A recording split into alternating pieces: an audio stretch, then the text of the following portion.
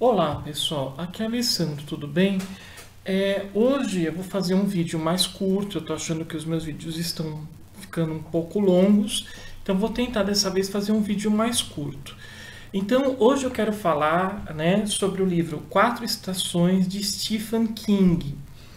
Bom, eu já tinha em outro vídeo que eu fiz, eu disse, a respeito do que eu achava de alguns romances do Stephen King, Esse vídeo era sobre o Iluminado, A Hora do Vampiro e O Cemitério Maldito. Então hoje eu vou falar um pouco sobre Quatro Estações, quais foram as minhas impressões quando eu li este livro. Bom, antes de eu falar sobre as narrativas que compõem Quatro Estações, eu queria comentar um pouco sobre o pós-fácio desse livro, que eu acho interessante. Stephen King, no pós-fácio, ele fala ele fala que o agente dele disse: você escreve muitas histórias de horror, você vai ser rotulado como autor só de histórias de horror. Stephen King vira para a gente e fala: mas qual é o problema de simplesmente só escrever histórias de horror? Edgar Allan Poe escreveu histórias de horror a vida inteira e não é por isso que ele é considerado um escritor menor. O Stephen King também fala sobre o conto, porque, assim, para alguns críticos literários, o conto também é visto como uma arte menor. E Stephen King vai justamente falar o contrário, Ele novamente cita o Edgar Allan Poe e ele também deixa bem clara a sua opinião com relação à importância do conto. Bom, gente, então eu vou falar agora sobre o que eu achei de Quatro Estações, então eu vou falar agora sobre o que eu achei de Quatro Estações. Bom, gente, para mim, Quatro Estações é o que eu posso dizer assim, eu acho que é o trabalho mais experimental do Stephen King. Por quê? Porque aqui nós temos só narrativas, são quatro narrativas. Para mim, essas histórias elas não são nem contos e nem contos curtos, ou short tales, como o pessoal fala. Eu as defino como narrativas. Por quê? Porque elas têm personagens complexos e a trama também é bastante complexa. Então são quatro narrativas. É interessante porque cada narrativa ela corresponde a uma estação do ano. Tá? Então nós temos... correspondente para cada estação do ano, ou seja, as quatro estações. Começa com a primavera, depois passa-se o outono, depois o verão e depois o inverno. Três dessas narrativas foram adaptadas para o cinema e eu acredito que dois desses filmes são clássicos, tá? A primeira narrativa como eu falei, são quatro narrativas, Então, a primeira narrativa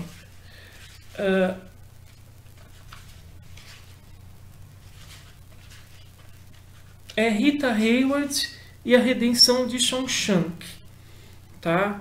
Eu vou falar, a primeira narrativa, A Primavera Eterna, é Rita Hayworth e a Redenção de Shawshank. O Verão da Corrupção, O Aluno Inteligente. A terceira, Outono da Inocência, é chamada O Corpo. A quarta, que corresponde ao inverno, é chamada Inverno Clube, é O Método Respiratório, tá? Então, eu vou falar inicialmente sobre Rita Hayworth e a Redenção de Shawshank. Bom, como eu disse, essa narrativa foi adaptada para o cinema e se transformou num filme que foi chamado aqui no Brasil Um Sonho de Liberdade. Esse filme é dirigido pelo Frank Darabont, que também dirigiu um outro filme muito bom adaptado de um conto do Stephen King chamado O Nevoeiro. E, além desses dois, A Espera de um Milagre, com Tom Hanks, que foi indicado ao Oscar. A adaptação de Rita Hayworth e a Redenção de Shawshank também foi indicada ao Oscar. Havia uma expectativa que ia ganhar vários prêmios, não ganhou, mas hoje em dia eu acho que é um filme que é um clássico. Quem nunca ouviu falar de Um Sonho de Liberdade? Bom, a Rita Hayworth e a Redenção de Shawshank vai narrar a história, é uma narrativa que narra a história de Andy. Andy é um homem, ele é um banqueiro, E após ele ser acusado de matar a mulher e o amante dela, ele é sentenciado a passar o resto da vida numa prisão, a prisão de Shanshank, tá? Bom, é interessante assim deixar bem claro, né, que toda a narrativa que é em primeira pessoa, ela não é narrada pelo Andy, mas pelo seu amigo, né, um homem que ele conhece na prisão chamado apenas de Red, né? Então, o que acontece? O Red, ele não sabe de todos os eventos que acontecem com o Andy enquanto ele está na prisão de Shanshank. Então, digamos assim, ele é obrigado a entender melhor todo aquele período em que o Andy passa na prisão, e para ele fazer isso, ele tem que construir a narrativa, né? Ele não presencia tudo o que acontece com o Andy. Então, através de fatos que ele fica sabendo que aconteceram com o Andy, ele vai construindo essa narrativa, né? Essa narrativa, aos poucos, ela é construída, né? O Stephen King, nessa narrativa, ele descreve muito bem o cotidiano de uma prisão, né? Ou seja, não é uma história assim de horror, mas existem momentos bastante tensos, né? E até mesmo dramáticos, eu diria, né? Que estão relacionados justamente ao cotidiano dentro de uma prisão. E Stephen King descreve isso de uma forma bastante realista, e pode ser que para alguns até mesmo um pouco chocante, talvez, né? Bom, um sonho de essa narrativa, Rita Hayworth e a Redenção em Shanshank, ela foi adaptada, se transformou no filme Sonho de Liberdade. É lógico que existe alguns pontos de semelhança, tá? Eu acho que o filme até é bastante fiel, mas toma algumas liberdades. Apesar de que eu achei que a estrutura, a espinha dorsal, digamos assim, da narrativa, ela é mantida, né? Então, ela é uma história que te prende do começo ao fim, ela é muito bem escrita, né? E, assim, eu não vou entrar em muitos detalhes sobre ela, mas existe uma reviravolta próxima do final que irá, assim, para quem não conhece a história, vai surpreender o leitor, né? E é muito bem montada, né? Principalmente a narrativa é muito bem montada, principalmente assim no seu desfecho, como o King vai, né? E como ele vai tornar aquilo verossímil, né? Como ele vai dar verossimilhança a toda a narrativa, e ele consegue fazer isso de uma forma convincente, né? É muito bem escrita, eu acho que é um dos melhores trabalhos do Stephen King, tá? Uma das suas melhores obras. A segunda narrativa é O Corpo, The Body.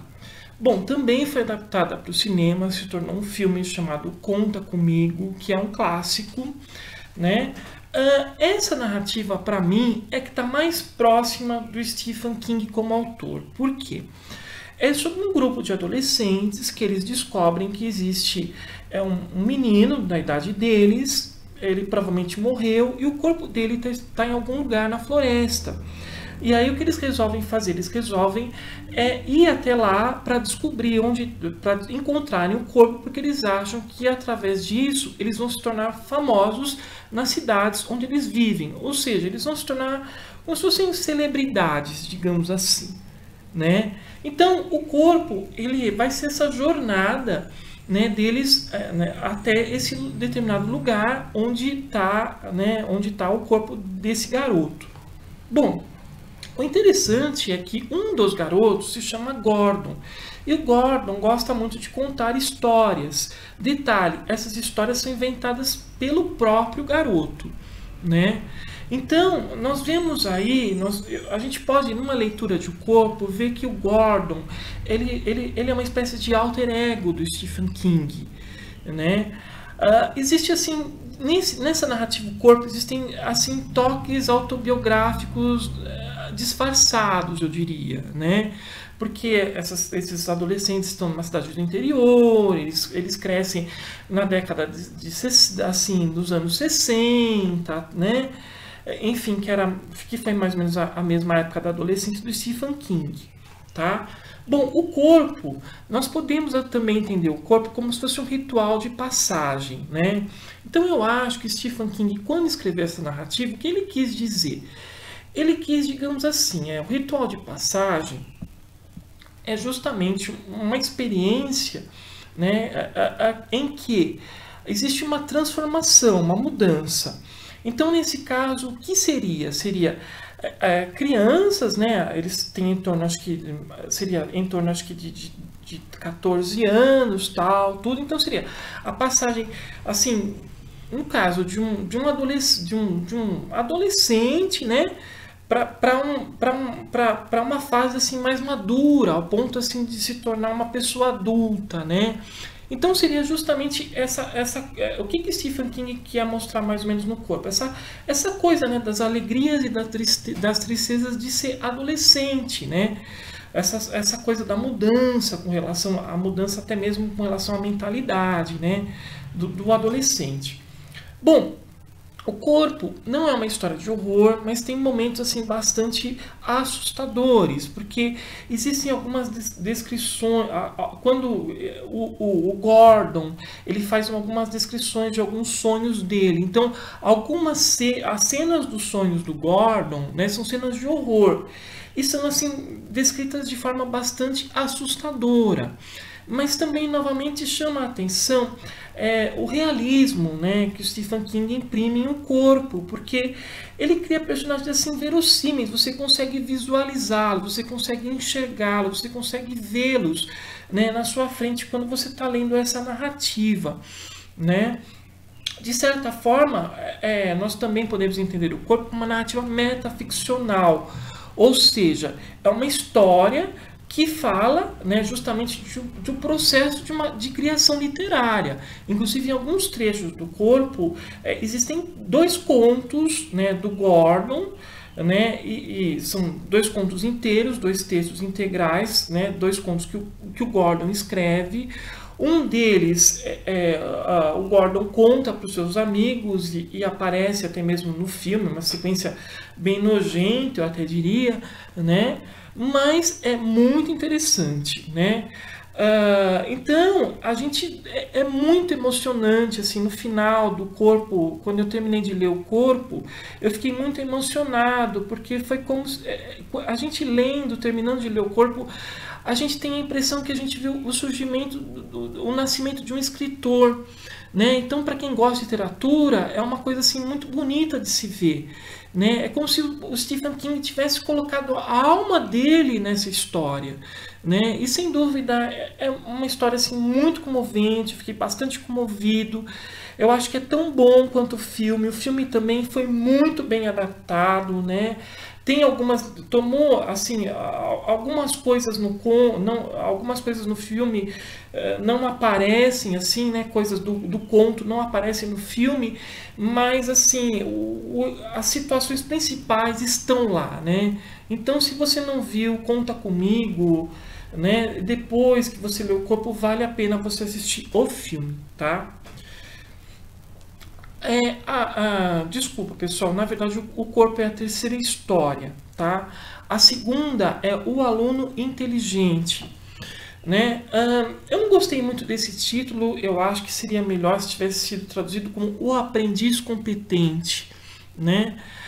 Também foi adaptado para o cinema, o filme se chama O Aprendiz, foi dirigido pelo Bryan Singer, o mesmo da série X-Men. Bom, esse conto aqui, ele já é muito diferente dos outros 2, né? Para mim é um conto de horror, mas eu vou explicar por que eu acho isso, tá? O protagonista é um adolescente chamado Todd Bowen e ele é fascinado pela violência. Um dia, esse adolescente ele descobre que existe um fugitivo nazista vivendo clandestinamente nos Estados Unidos. E aí o que ele faz? Ele vai atrás desse homem e simplesmente o chantageia, faz uma chantagem. O que consiste a chantagem do Todd? Ele faz o seguinte: olha, eu não te denuncio, mas você vai contar para mim todas as experiências que você teve no campo de concentração, né? Esse homem ele chama Kurt Dunsender ele foi assim o chefe, né, de um campo de concentração na Alemanha. E aí ele começa a contar as experiências dele para o Todd, que fica fascinado com relação a isso. Então, eu acho que o aluno inteligente pode ser compreendido como um romance de formação às avessas, tá? Eu vou tentar explicar por quê. Porque nos romances de formação, principalmente Grande Esperança do Charles Dickens, nós temos um personagem, o personagem principal, que ele vai descobrir, né, vai passar por experiências para poder ter a formação como um ser humano, né, para ter a sua formação como indivíduo. Isso também acontece com o Todd, mas é como se o Stephen King tivesse feito uma versão perversa do conto de formação. Por quê? Porque o Todd vai ficar assim tão fascinado com relação aos relatos do nazista, e o Stephen King descreve isso de uma forma bastante realista, né, que ele vai querer experimentar a experiência do que é matar alguém. Né? Ele quer experimentar. Então, o aluno inteligente, ele é sobre o surgimento do serial killer, ele é sobre até mesmo, digamos assim, o amadurecimento do mal, né? Porque o Todd, ele é mau, mas através desses relatos do nazista, ele vai realmente, a maldade vai aflorar de uma forma muito agressiva nele, e aí ele vai se tornar um serial killer, né? Eu diria que o aluno inteligente também é um tipo de gótico, tá? Por quê? Porque tanto o Kurt Dunstan como o Todd Bowen, eles são descritos como figuras monstruosas, como vilões, digamos assim, vilões góticos, porque os vilões góticos, eles realmente demonstram esse gosto pela violência, né? Inclusive, assim, eles vão cometer coisas terríveis, e aí a casa, né, do nazista vai ser o local onde alguns crimes vão ser cometidos, e vai ser justamente no porão ali, enfim. Né? Eu não quero entrar em muitos detalhes para não estragar algumas surpresas da trama, né? Mas eu acho que o aluno inteligente é uma das histórias mais perturbadoras do Stephen King, né? Justamente por essa coisa do fascínio da violência que está tão presente na cultura norte-americana, né? Com relação à adaptação, o filme, por incrível que pareça, o filme ele é bem menos violento do que essa narrativa, né? Então foi mantida assim, a espinha dorsal, digamos assim, dessa história foi mantida, mas houve muitas alterações. Ou seja, o filme ele é mais um thriller, ele é mais um suspense psicológico, digamos assim. Ele não é propriamente um filme de horror. Eu acho que a história é mais pesada, a narrativa do King é mais carregada, mas o filme é mais sutil. Tá? Mas mesmo assim, se você não assistiu O Aprendiz, vale a pena assistir, ele é um filme muito bom. Bom, eu termino falando da quarta narrativa, né, que é chamada de O Método Respiratório. Bom, o método respiratório, o Stephen King, ele vai usar o que eu posso chamar de artifício, né, que também aparece em A Volta do Parafuso de Henry James, ou seja, é uma história dentro de uma outra história. Então essa narrativa começa com um grupo de pessoas, eles são senhores, né, de uma certa idade, que se reúnem, eles formam uma espécie de clube, né, digamos assim, para contar histórias de horror. Isso é no primeiro momento, né? Aí o que acontece? Um deles vai contar justamente uma história chamada O Método Respiratório. Bom, basicamente, sobre o que é o método respiratório? É sobre um homem, ele é um médico, né? E ele é obstetra, ele faz partos, e aí um dia ele conhece uma moça muito misteriosa, tal, ela se torna paciente dele, e a história vai girar em torno desse relacionamento dele com ela, ele tem uma certa atração por ela, e também, digamos assim, em torno de uma técnica que ele inventa, que está associada a... que que assim, essa técnica que ele inventa é justamente para poder facilitar o processo de parto, de gravidez, tal. Enfim. Bom, o método respiratório, consiste justamente nesse método respiratório, tá? Eu não vou entrar em muitos detalhes com relação à trama, mas eu vou dizer que o método respiratório é uma história de horror também, mas é um horror que eu diria que chega a ser, assim, tem uma situação principal ali que ela é bizarra, é uma cena assim, né, um momento ali de horror, mas ela é assim bizarra, ela é estranha. Ela me lembrou um pouco o método respiratório. Nesse momento me lembrou muito aquelas histórias, né, Tales from the Crypt, né, cripta do horror, que são histórias de horror que o próprio King falou que foi bastante influenciado por elas, né? Então me lembrou isso, é um horror assim meio paródico, digamos assim, né? É bem estranho, né? O método respiratório é uma história assim estranha, eu diria, né? Eu diria que essa história ela é boa, mas eu acho que ela não é tão boa quanto as outras três, tá? Eu acho assim, ela é boa, mas ela é um pouquinho inferior às outras três. Talvez porque as outras três estejam entre as melhores narrativas escritas pelo King, né? Então, eu acho que ela é um pouquinho inferior, tá? Mas, de qualquer forma, né, depois que eu terminei 4 estações, né, eu tive a certeza realmente que esse é um dos melhores trabalhos do Stephen King, tá? Uma das suas melhores obras.